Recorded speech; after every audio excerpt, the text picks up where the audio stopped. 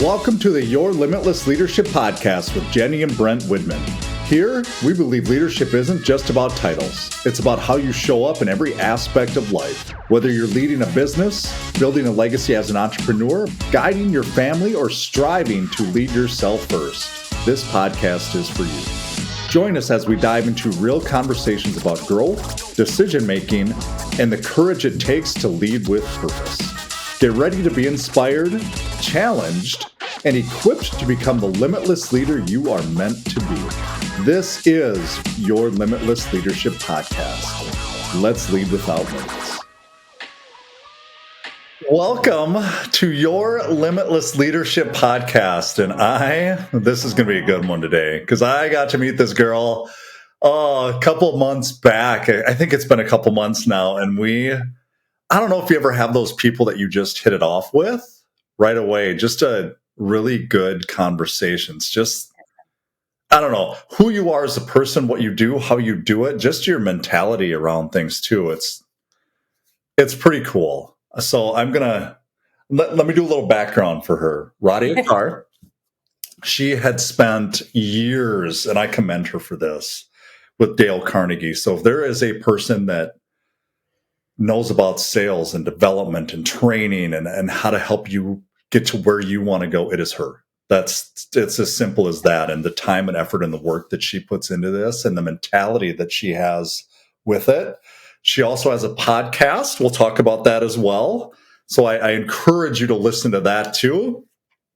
And then she has recently started her own business, which, if that doesn't tell you about a person, I don't know what does, because of the trials and tribulations and the things you have to go to. But also, obviously, there's stuff like that where you got to buy a new computer and transition, that kind of thing. But there's also just the joy from it too, and the freedom to do your own thing and accomplish things that maybe you never thought you could because you took the leap and you're doing it. And that says a lot about you. So Miss Radia Carr from the Elite Unlock. So if you want to find her, that is a great way. But tell us, thank you.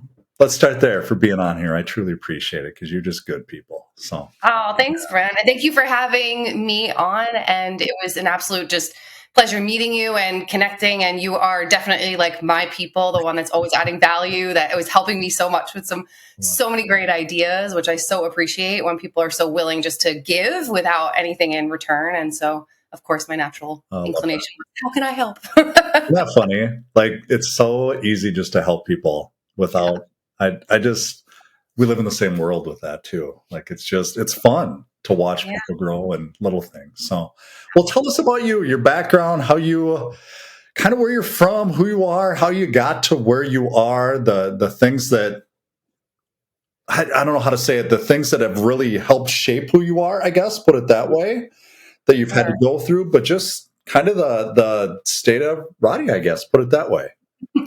Yeah. So I live in New Jersey. I've been here most of my life and come from parents from different countries. So that's been such a gift. I think just understanding and being open to different cultures and different understanding accents. And when I teach communication, understanding the challenges behind that's always been, I have a lot of empathy for people when connecting.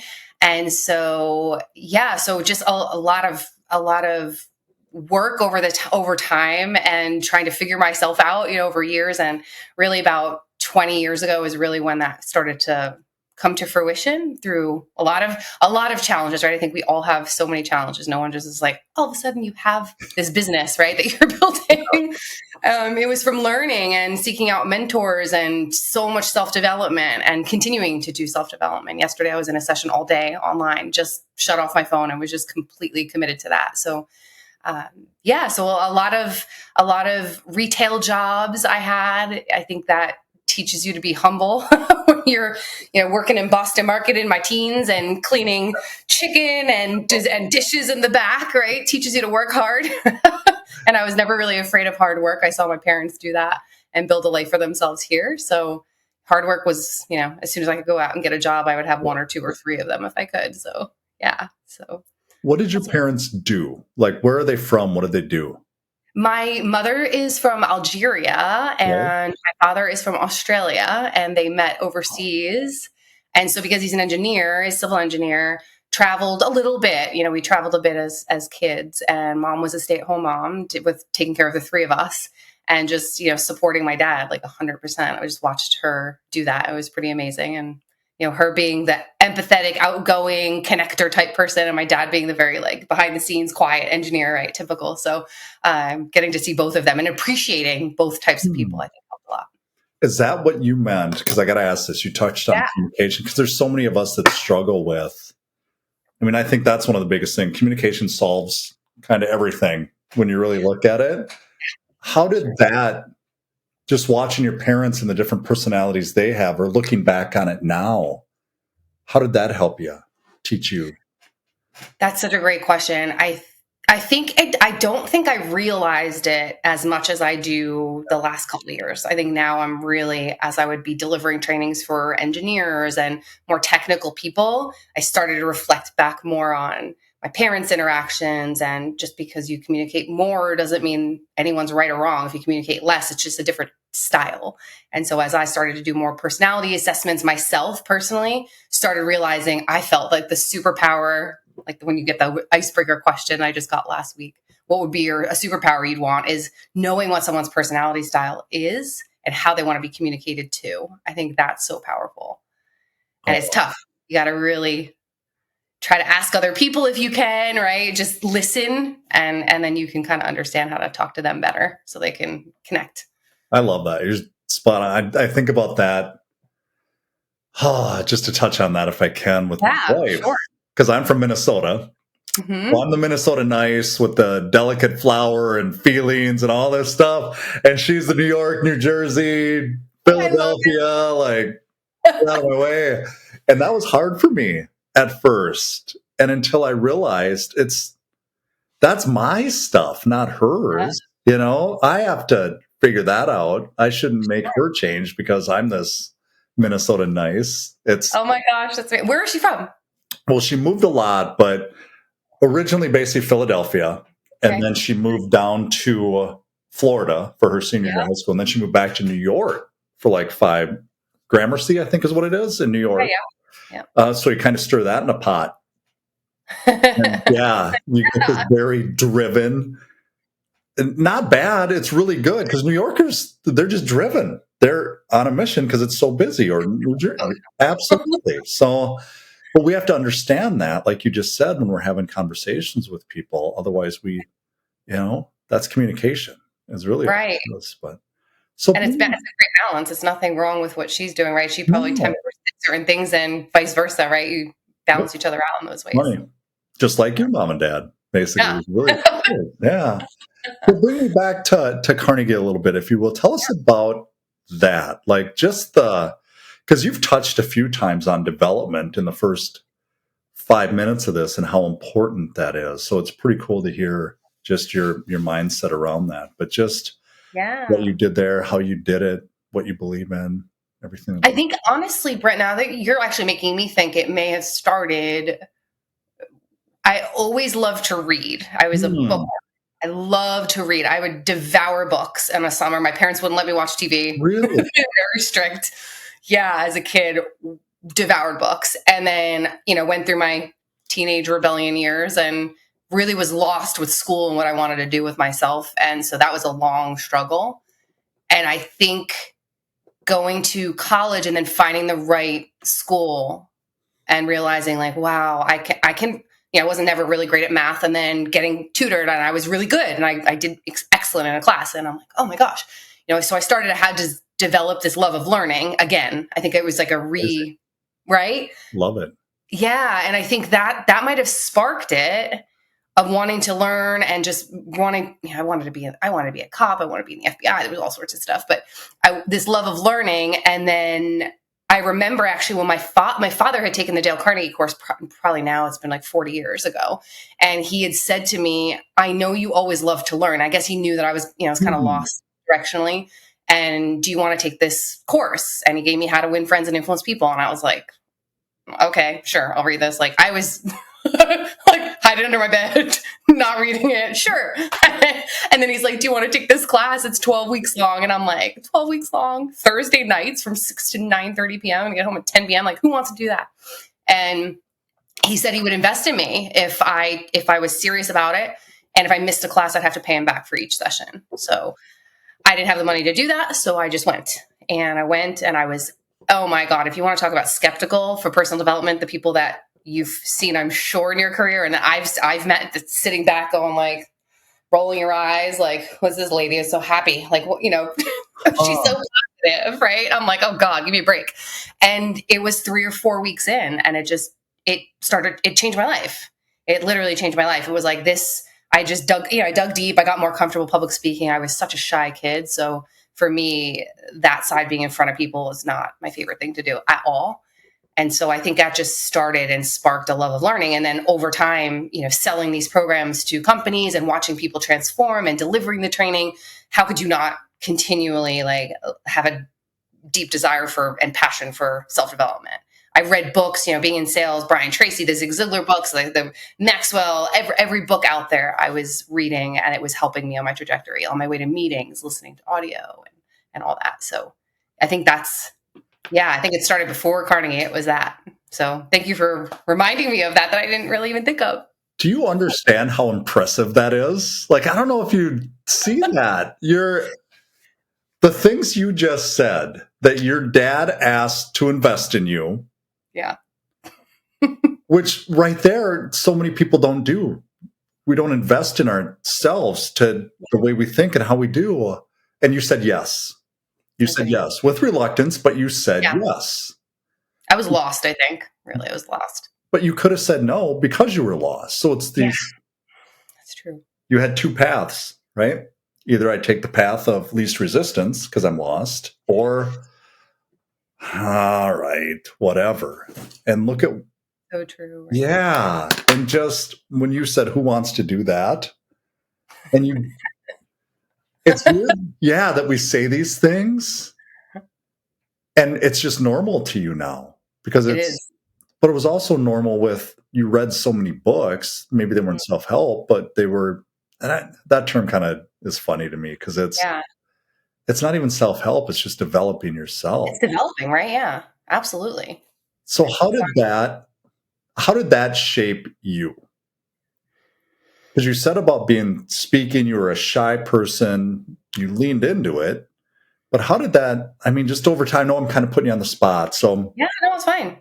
How did that help develop who you are and kind of maybe get you out of your shell a little bit, I guess, put it that way? I think it was just completely forced, right? Having to be in front of people all the time and then, you know, becoming certified. And there were, oh my God, Brent, there were times where 3 years in, I was certified and I was still terrified walking into a class going like, oh my God, like imposter syndrome, right? They're going to find out. And it took a long time to realize that I had completely deserved to be there. Like, a long time. What were you terrified of? What was it? Oh, because you're delivering training. I remember one of my first ones was like scientists and from a technology company, and they were, I mean, brilliant people. And I'm just like waiting for them to just poke holes in everything I'm teaching, right? And I literally had to wake myself up and say, I am the expert in this development. They are the experts in the science. I don't need to know the science, right? So, and I don't need to have all the answers. That's what I think developed over time. It's okay to not know everything and to throw the question back on them. So it's kind of that affirmation that you're giving yourself, being that, and let's call it what it, whenever we're new to stuff, it's hard to go in, and even 3 years in, I remember one of my first ones, and I was like, don't ask me a question, don't ask me a question, don't ask me a question. Oh my gosh. Yeah, because you feel, but you just keep, and what you're telling me is your perseverance is, because you just kept showing up. Yeah. What was behind that? Like what made you keep showing up to that? Because I mean, obviously you could do anything you want, but why that? I think like anyone, I don't know, like anyone else, but I just never, I started to develop this resilience and this grit that I think really happened early on in like 2004 when I was in the police academy. Like that was, I remember them trying to find every way to fail me and to tell me, am I going to pass out? And everything, screaming at me, all the things that would just make me want to cringe. You know, I was one of 3 females with like a class of 43, the rest were males. And I think it was just like, you're not going to make me leave. I'm staying. Like, I don't care what you say to me. Like, I am staying. You are not going to fail me. And so I think just that resilience, that was just showing me that I had proof, right? That I could do things that were really challenging. And it was up to me to decide. Where does that come from? Any idea? The watch me. Oh man, I don't even know. I just I have definitely a stubborn streak, right? We're like salespeople. You have to have that, right? Sales and leadership, you got to be just like, I'm not going to fail. You're not going to make me fail. I'm going to decide to fail if I want to fail. You're not going to tell me. But even do the hard things and other things become easier. Like that's almost this anchor for you is what it sounds like. If I can get through that, 3 women, 40 plus dudes. And police academy? How did that come about?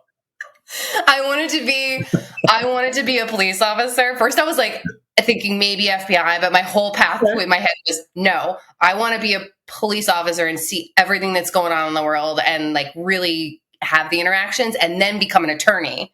So I had this whole view of the process. So I went to the police academy. I got in the first time. I didn't get in because I didn't even realize I was supposed to be a citizen. So I had to get my citizenship. I'm still my green card. I'm like, it doesn't work. Yeah. And then I went through it. It was like this. I remember having this like mind blowing moment when they told me I had to cut my hair off and go back to my natural hair color and like wear, boots, tie, everything, bulletproof vest every day. And I was like, do I want it that bad? I was like, yep. Yep. I want it that bad. So I want it that bad. I mean, I thought about it. How silly does it sound? Like, oh, I can't cut my hair off. I'm like, it'll grow back. I mean, it was 2 inches. It was awful, but it's only 6 months. So, yeah.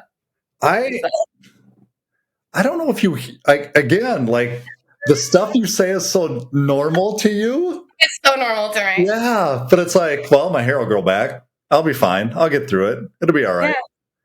I'll survive. Okay. How many people in life, now I know there's no number around this or whatever, they let things like that hold them back? Oh, so many. And it's so sad because I see, right? You too, you see people's potential and how much does it pain you?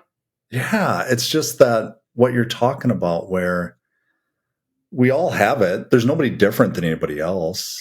I mean, just the belief in yourself, really. If you don't have the belief, nothing's going to happen. Your parents from 2 different places. You weren't even a citizen. And you're like, I'm just going to do it. And okay. Why do you think that is? That we let little things like that, those little roadblocks that stand in our way, hold us back from being or doing or having the things that we want, or the people we want to be? I think there's 2, right? It's fear of failure. It's also fear of success. Ooh. Consciously. Right? Tell me about the fear of success. Because we all know the fear of failure. Yeah, that's easy. Yep. I think the fear of success and what comes with it, the responsibility, the accountability, right? Like if you're successful running your business, then people are going to count on you to show up every day, right? They're going to expect you're posting on social and supporting them every day. You can't just like take a back seat. And so I think it's just this fear that I'll be successful and then I'll be found out I'm an imposter. I think when I looked at research, it was over 60%, like 70% of even CEOs have imposter syndrome. Like, so you can only imagine what the average person is dealing with. So I think that's just it's a huge roadblock and people get in their heads about it, right? And if you don't have the right support systems either, right? People around you aren't really rallying and saying you can do it. Like my parents, I'm so blessed. My parents, my coaches, like I tell my parents I could do crazy things and they're like, of course you can. And I'm like, I believe it so much that they're like, yeah, of course you can. Tell me if you will, because you've touched on imposter syndrome a couple times. Yeah. Just for those that may not understand what that really is and what it means, what is that? just that fear of being found out, that, you're doing, I feels like I see so many professionals, they're asked to go do a presentation, right? This happens so much. Your boss is maybe a CEO or VP, says, you go do this presentation because they believe in you. They know you have the capacity to do it, but you're afraid you're going to get up there and they're going to find out that you don't deserve to be there, that you don't know your stuff. And it's like, but of course you know your stuff. Your boss knows that. Yeah. And also that, I think a little bit of that, what I've seen for years is people feeling like they have to have every single answer. If they're presenting information and Brent says, well, tell me about what's going to happen 3 months from now, they have to have the answer and they may not have it. It's not even normal to have that answer. Right. So I think that's a big one too.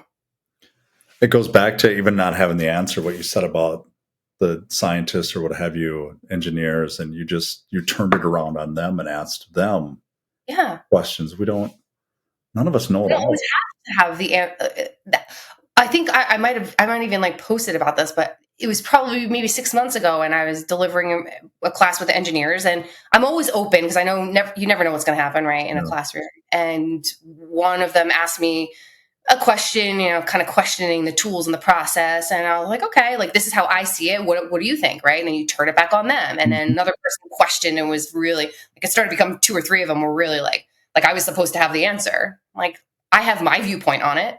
Doesn't mean you have to agree with me, right? What else do you think? And by the end, we had this beautiful collaboration of different ideas and approaches based on our personalities and the way we think.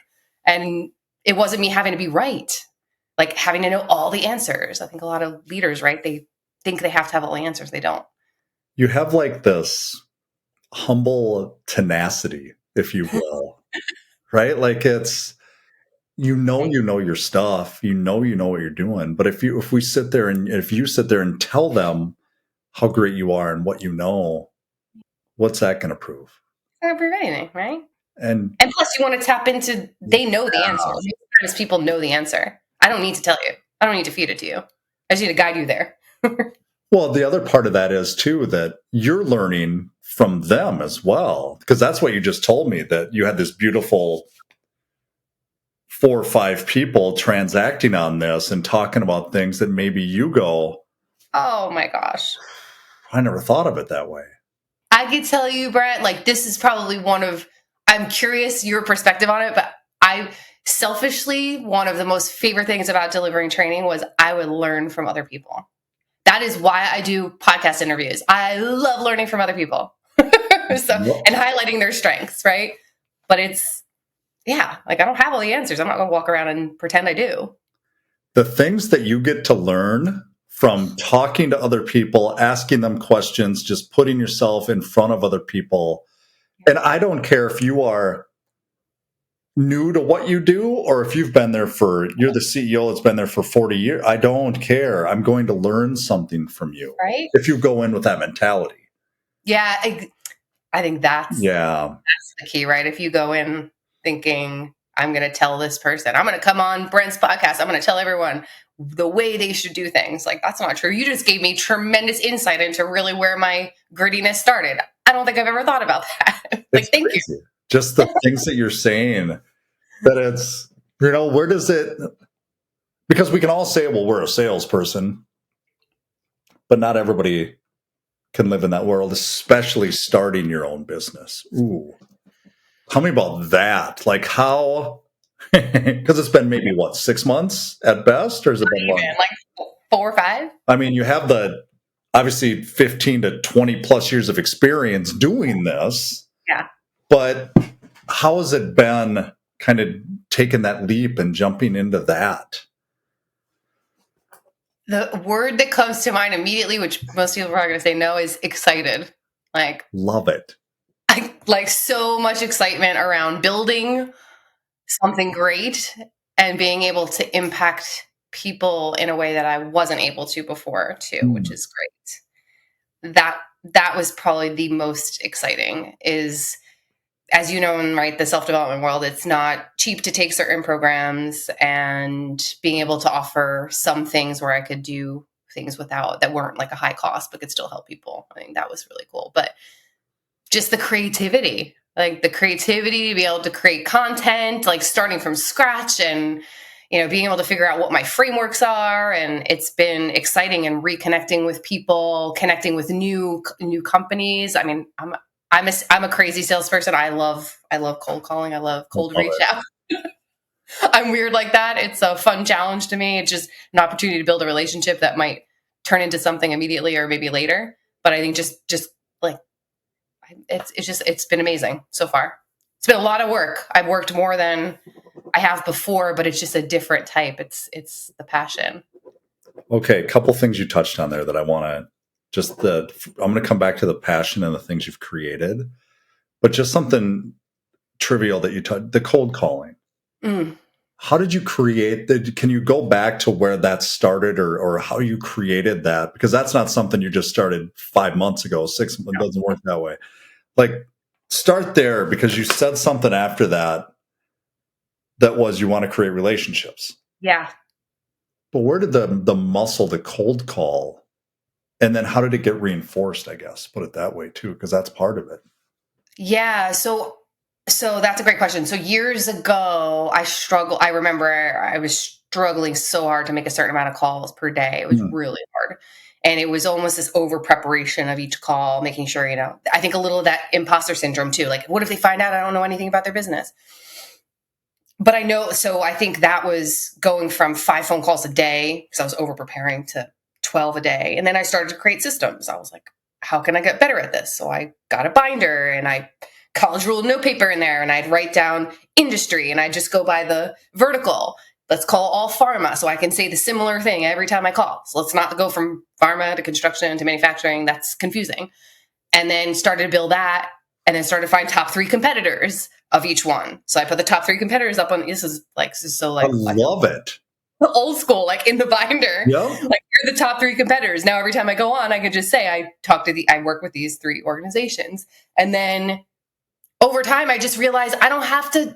This is a connection call and asking for some time to meet. This is not time to sell. It's not time to pitch. It's not time to do anything. It's time to ask for a conversation. And so that became something I did. And I got meeting after meeting after that. It just became much easier. And it was realizing, oh, wow, people will meet with me when I'm not talking about what I sell. I don't need to. I just want to connect with them and learn more about them and then see if there's a fit. And the phone calls were so quick. It was like, a minute, you're off the phone. They're like, yes to a meeting, and then you just move on. So it was really like trial and error, I think. And then figuring out that worked, and that worked for so long, and it still works. But you also saw something that didn't work, the paralysis by analysis or whatever you want to call it, that we're living in that. And you're like, okay, let me just try this. And then you built the foundation. That's what I just heard from you, is that you took something that wasn't working the way you wanted it to. You recognized that. And then you built this foundation and kept building upon it. Yeah. And so many of us think we have to have it all figured out. And you don't. It doesn't. Right? And now, day after day after day after day, you look back a year from now and look at what you created. Especially you look back how many years from now, you've already created the muscle of being able to do it because you know the system around it, and it's simple now. It's simple. It's simple. And people overthink it, right? We know, God, how many unfortunate sales emails and calls that I save to use in training because it's not the way to do it, right? To call and pitch, and I don't know. It's actually a gentleman. I literally was going to give him my time just because I was so fascinated by the way he reached out. Maybe you've gotten these, but the video, it was just a quick video. It was like, hey, Radia, congrats on opening the Elite Unlock. Would love to chat with you if you have 30 seconds. He was so high energy. I was like, I don't even know what you do, but I'll meet with you. Just because it was so personal and so different. I mean, what you just said about, I just love the mentality of what you're talking about here, because we have this ability to do these things if we want to, and you don't have to know everything. And it's how can I look over here and go, this person I think can help me? Yeah. If I just let them in. Just let them in. Even okay, you hit this too. That you talked about the emails and stuff that you showed people that didn't work. I mean, I whited out their names, but yeah. Yeah. instead of just trying to be the expert of what does work. How does that, I mean, when you take that different approach, I know this is a tough question, but how does that resonate with people when they look at a different point of view? Like not having to have all the Yeah. answers? Yep.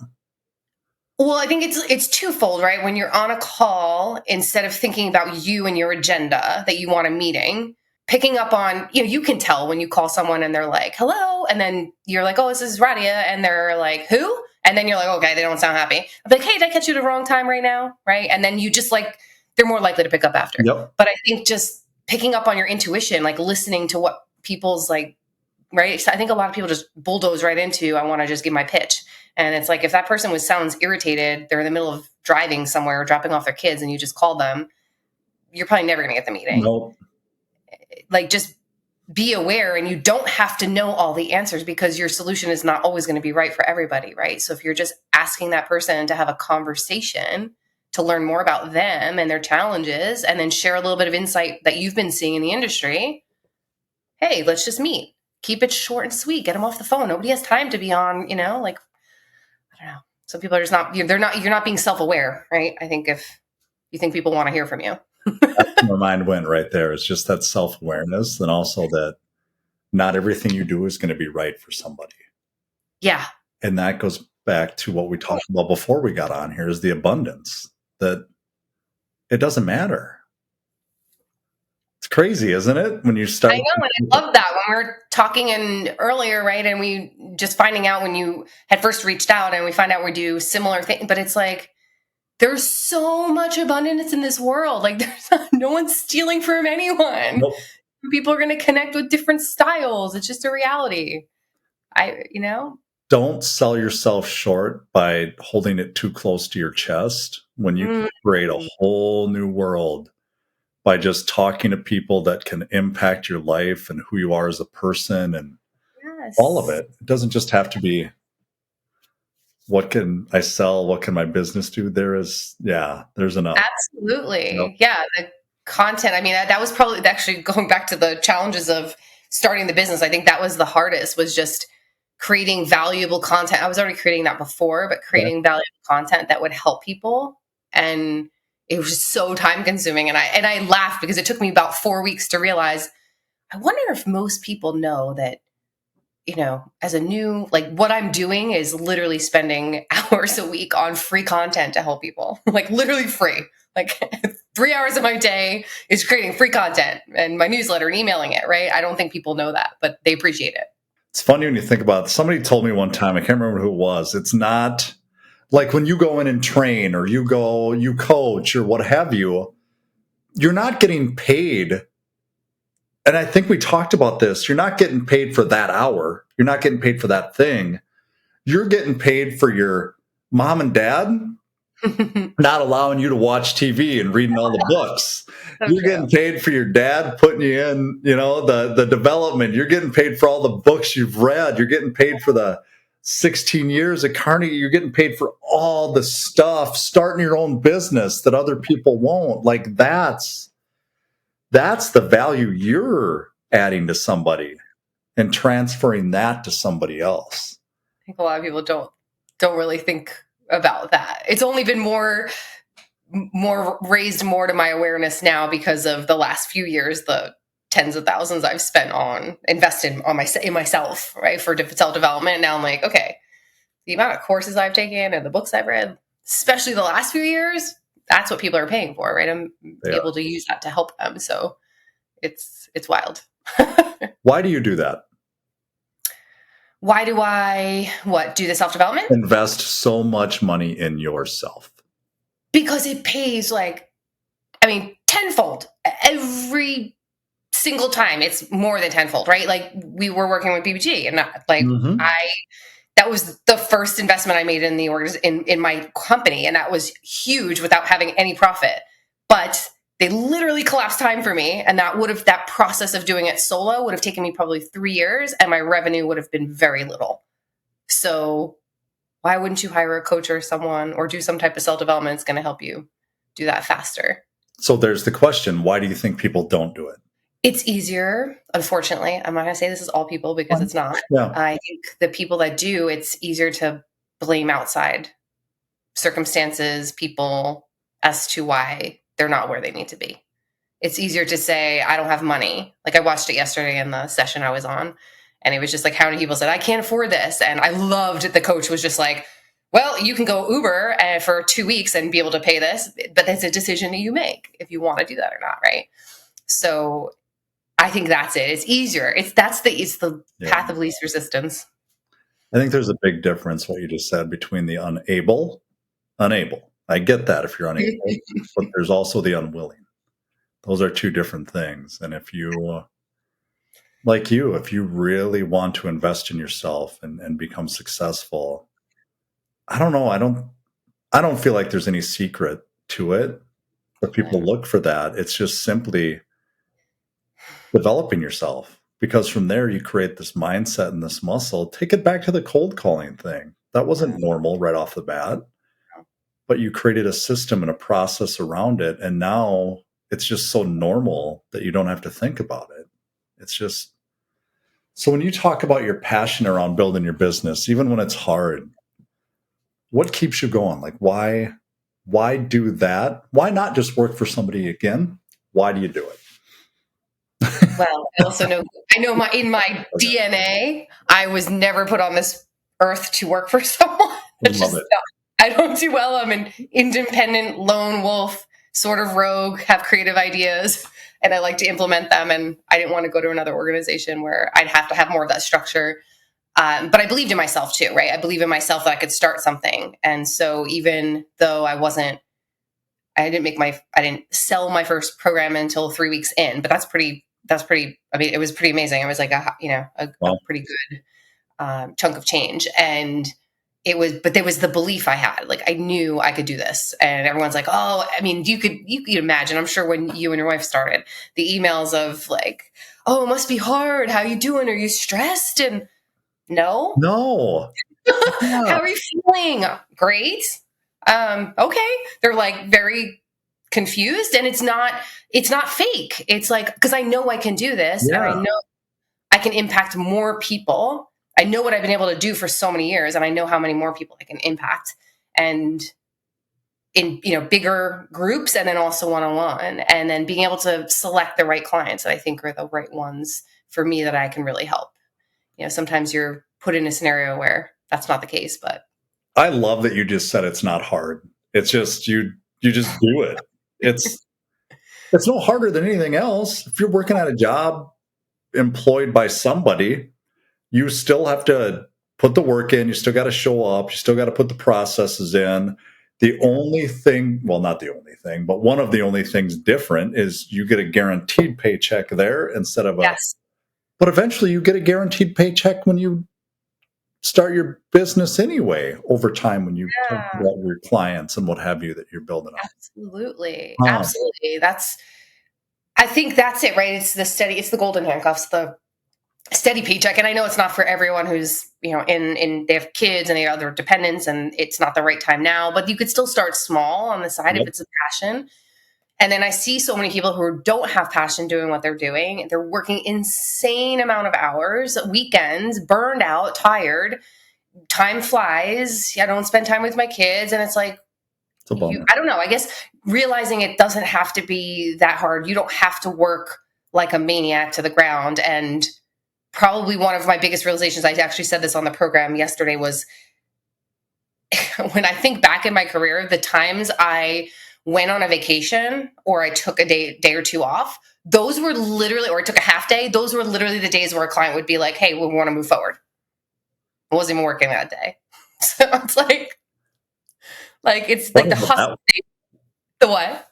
That's funny how that works out, isn't it? That it just, it's crazy. I didn't realize the pattern. You think it's a myth that you have to work so much to be successful? Or is it just about creating okay, I love it. Tell me about that. I think it's new to me, Brent. Like, honestly, I feel like people have said that for a long time and I didn't believe them. I think it's twofold, right? If you're new in your career, you're early in your career, just starting out of school. Yeah. I don't think that's a thing. I don't think you could just work less and get more, right? I don't care how smart you are. You need to network. You need to meet people. You need to showcase your talent. You need to volunteer. So I paid my dues over time. But I think when you get to that point, no, I think you can be focused, right? So many people are distracted. It's like I'm in my email inbox every single moment, and I'm not. How can you get work done? You're working 8 hours, but you're probably really only working like 3. So it's like this busyness. I really try. I'm the one that does say busy too, but I'm trying to remove that from my language because it just like that. I don't think that just means you're not being productive. It's how do you answer the question when people say, so how are things going? Well, I'm really busy. Or do you say, I'm really intentional? You know, like what is That's actually a great way. I might say that very intentional.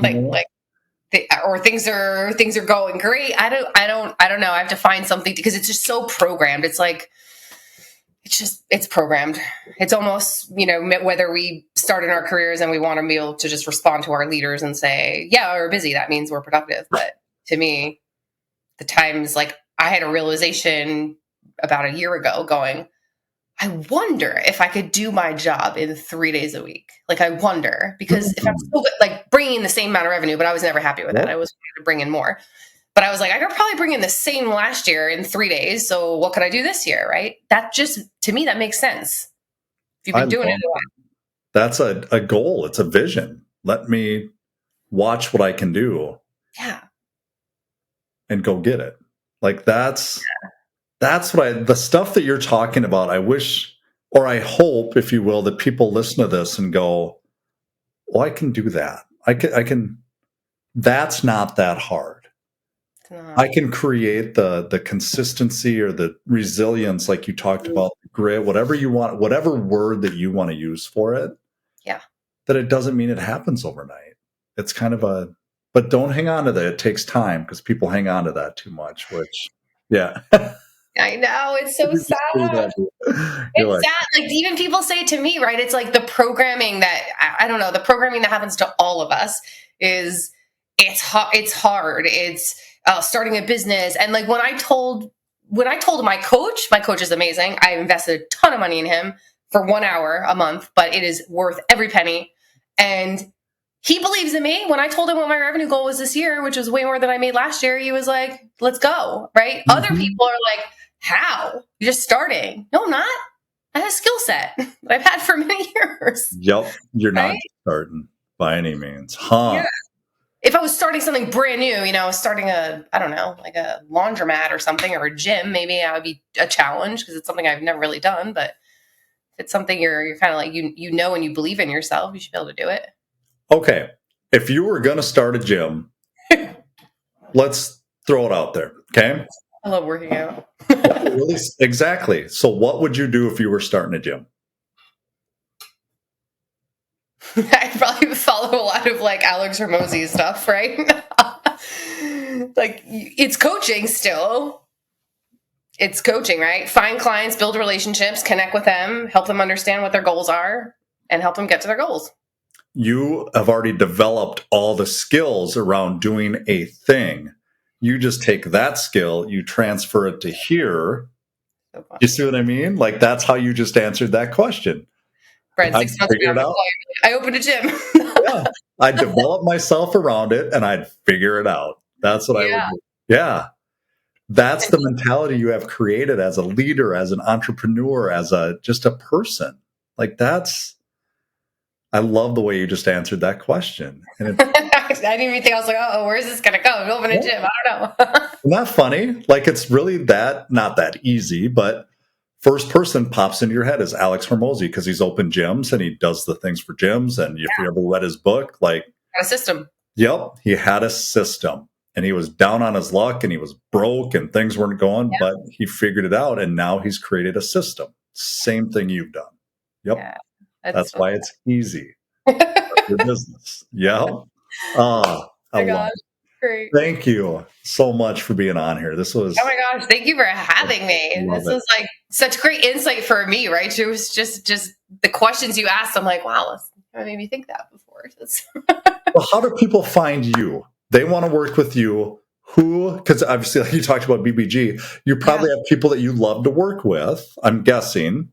So what does that live under? Tell us about what you do, how you do it, and just, take the humble out of the equation for a second. Take what? The humble out of the equation. So I do keynotes, one-on-one coaching, group coaching / training workshops.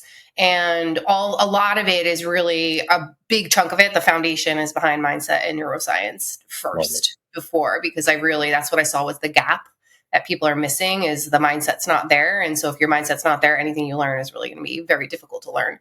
So so I'm very, I'm just transparent. I'm open. If people want to do like a clarity call with me and see if it's a fit, if it's not a fit, I'm the first one to say, like, I actually was talking to a potential client last week, and he was talking through all the challenges, and I was like, yeah, I can definitely help. And I said, and within 2 weeks, if I tell you I can't, I'm refunding your money, because I don't want my name attached to something I can't help with, but I felt confident I could. So love that. Yeah, because I probably know somebody that, like you or someone else, right, that can help them if I can't. So, but you're also saying I'm so darn good at what I do, without saying it, that I know I can help you. I know I can. Yeah, I felt strongly I'd helped people like that before. I was like, I think I can do that. But how do they find you?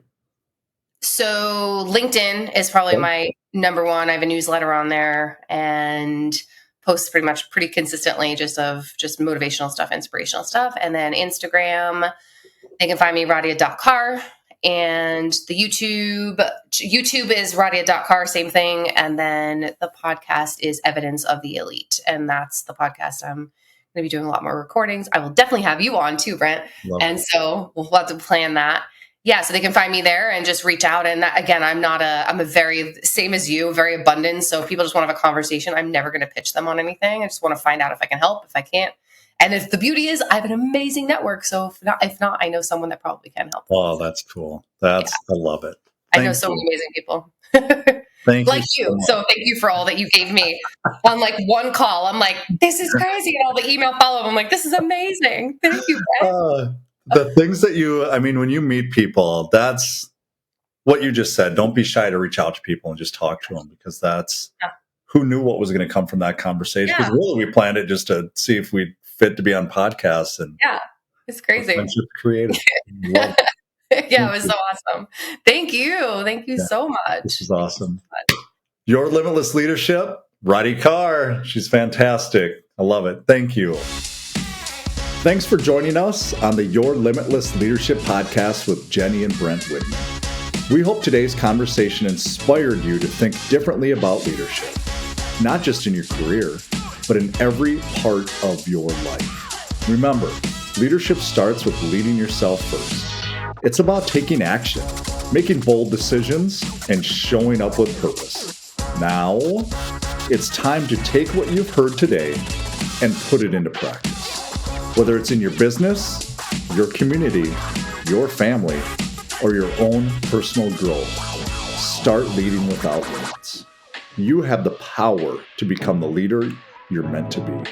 Until next time, keep pushing your boundaries and leading with purpose.